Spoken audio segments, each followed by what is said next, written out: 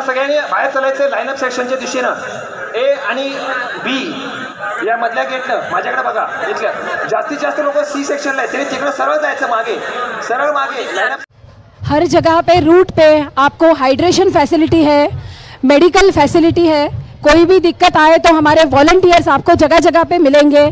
तो बिल्कुल stress free रह के आज का हमें रन करना है, बिल्कुल एंजॉयमेंट में आज का रन करना है। Exactly at 6:30 the flag off will be done and the race will start. Route of beautiful Satara. Ladies and gentlemen, main dignitary on the flag of stand is Honourable Member of Parliament Shriman Chhatrapati Shri Udayan. Okay, ladies and gentlemen, the JBG Satara Hill Half Marathon powered by Malas as all systems go. Look at everybody running. Follow your pacers. It's a beautiful, beautiful morning. It's a wonderful feeling because we're here at the most iconic distance running mountain event featured 3 times in the Guinness Book of World Records. Enjoy your race. Enjoy the run. Leave it to the pace setters to set the pace. Be with them and enjoy the beautiful ambience, the weather, the route, the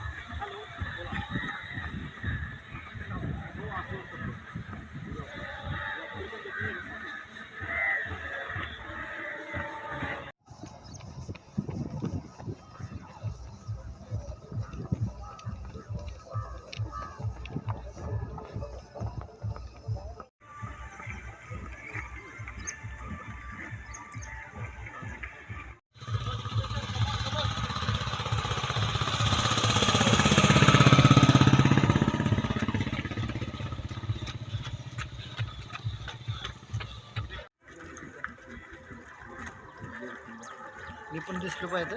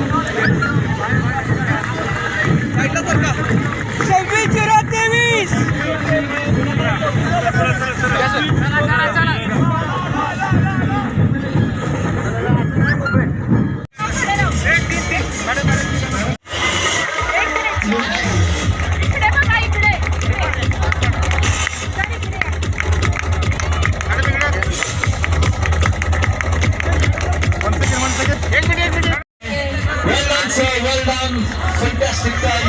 Okay, sure. Performance. And 59 seconds.